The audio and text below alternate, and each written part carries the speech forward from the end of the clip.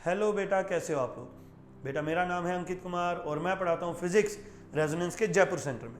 बेटा आज मैं आपके लिए लेके आया हूँ IIT JEE एडवांस 2023 का फिजिक्स एनालिसिस।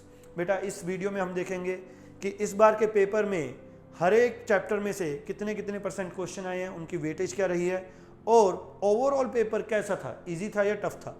चलिए बेटा स्टार्ट करते हैं। सबसे पहले बात करते हैं चैप्टर वाइज वेटेज की। बेटा अगर हम 11th और 12th की बात करें, 11th का पोर्शन इस बार लगभग 60% रहा और 12th का पोर्शन लगभग 40% रहा। ये काफ़ी बड़ा चेंज है बेटा। नॉर्मली ये देखा जाता है कि 11th और 12th इनके रेशियो रहते हैं 40 to 60%। 40% 11th का पोर्शन रहता है, 60% 12th का।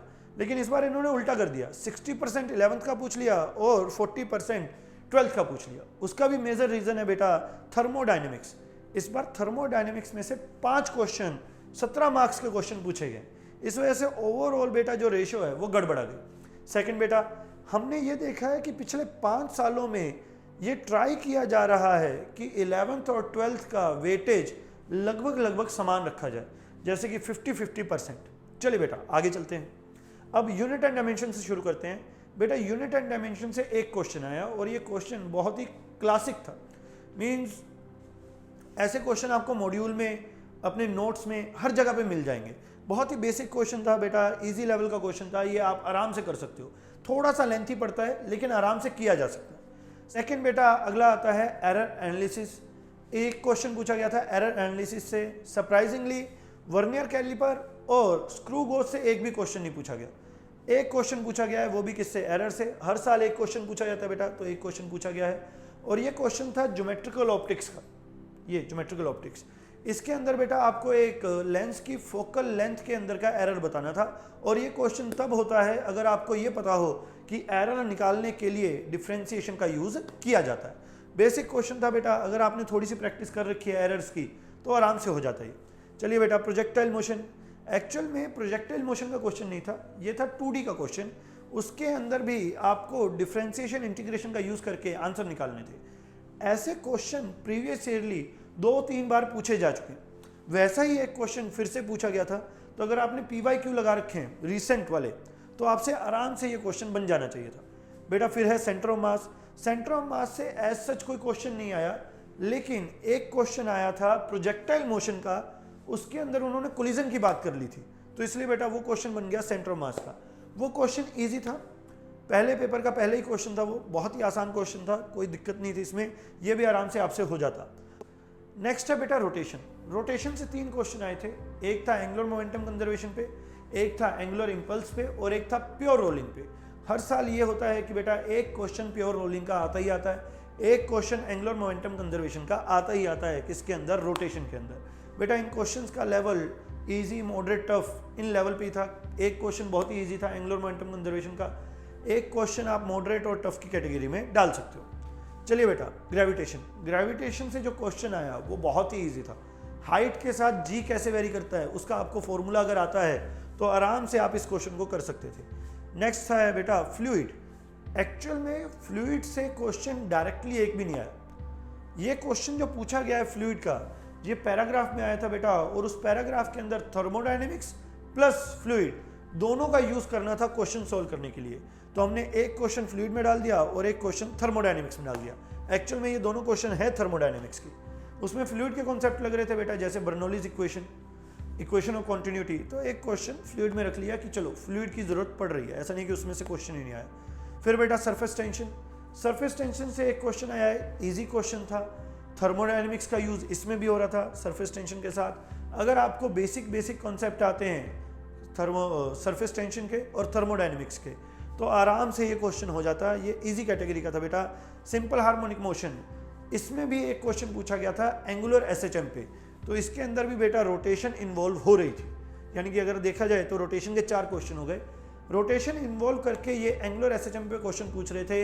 ये क्वेश्चन आया था बेटा टॉर्शनल पेंडुलम वाले सेक्शन से। अब टॉर्शनल पेंडुलम वाला सेक्शन अगर आपको आता हुआ तो आराम से हो जाएगा, क्योंकि इसमें कोई ज़्यादा बड़ी कैलकुलेशन नहीं थी, आपको बस फॉर्मूला लगाना था एक, उससे हो जाता। नेक्स्ट बेटा साउंड वेव। साउंड वेव में से इस बार 3 क्वेश्चन आए हैं बेटा। ये sound wave plus string wave में से मिलाकर इस बार 3 क्वेश्चन आए हैं। दोनों की मिला के एवरेज पिछले 5 सालों में रही है कि एक क्वेश्चन पूछा जाता है, लेकिन इस बार 3 क्वेश्चन पूछे गए हैं, जिनमें से एक पैराग्राफ का था जिसमें डॉपलर इफेक्ट और बीट्स दोनों यूज हो रहे थे।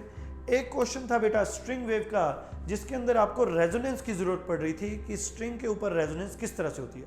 अगर आपको ये कॉन्सेप्ट अच्छे से आते थे तो ये बेसिक क्वेश्चन थे, आराम से हो जाते। आप इनको मॉडरेट कैटेगरी में डाल सकते हैं क्योंकि थोड़े से लेंथी पड़ रहे थे, लेकिन स्ट्रिंग वेव का क्वेश्चन तो बहुत ही ईजी था, उसको आप डायरेक्ट कर सकते हो। एक फॉर्मूला लगता है, तुरंत आंसर आ जाता है। चलिए बेटा थर्मोडायनेमिक्स की बात करते हैं। थर्मोडायनेमिक्स से 5 क्वेश्चन आए थे।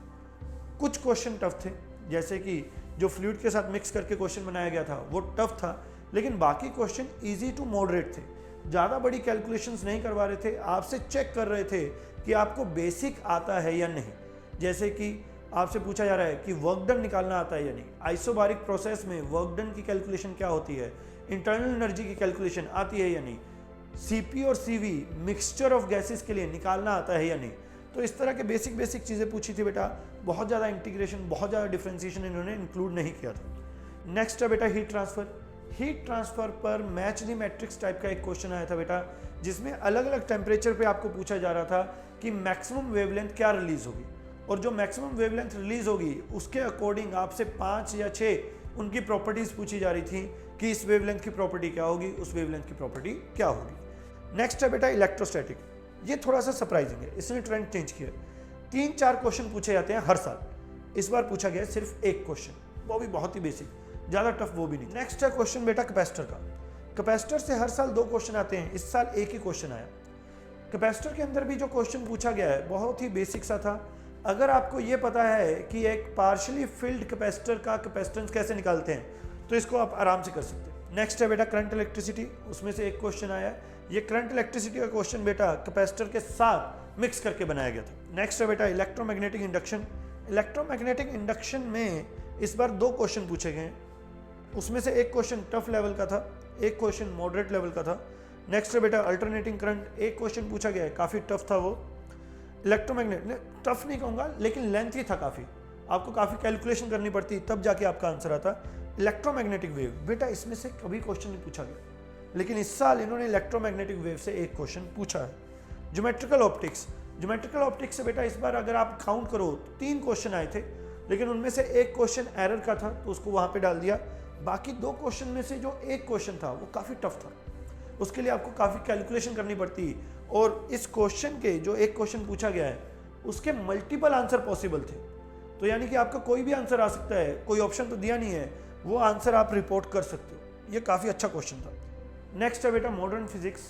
मॉडर्न फिजिक्स से 3 क्वेश्चन आए, अच्छे क्वेश्चन थे, इजी लेवल के थे, आप आराम से सोल्व कर सकते हो उनको। ज़्यादा टफ पेपर नहीं आया था जितना पिछले सालों यहाँ ट्रेंड रहा है IIT JEE का अभी पिछले 5 सालों का कि काफ़ी टफ पेपर बनाते हैं, उसके मुकाबले इस बार पेपर काफ़ी इजी था। अगर हम पेपर की ओवरऑल एनालिसिस देखें तो 7 क्वेश्चन पहले पेपर में इजी थे, दूसरे पेपर में भी 7 क्वेश्चन इजी, 8 मॉडरेट, 2 टफ। तो बेटा overall 14 question easy, 16 question tough moderate, और 4 क्वेश्चन जो थे वो टफ की कैटेगरी के थे। अगर आप इनमें देखें तो आपकी स्कोरिंग बहुत अच्छी हो सकती है। तो मेरा मानना यह है बेटा ओवरऑल कट ऑफ जो है इस बार थोड़ी सी हायर साइड पे जाएगी। आई होप आपके भी मार्क्स अच्छे आए होंगे। तो बेटा ये था हमारा फिजिक्स का एनालिसिस। आई होप आपको ये वीडियो अच्छी लगी होगी। आज की इस वीडियो के लिए इतना ही बेटा, नेक्स्ट वीडियो में कुछ और लेके आएंगे। Thank you.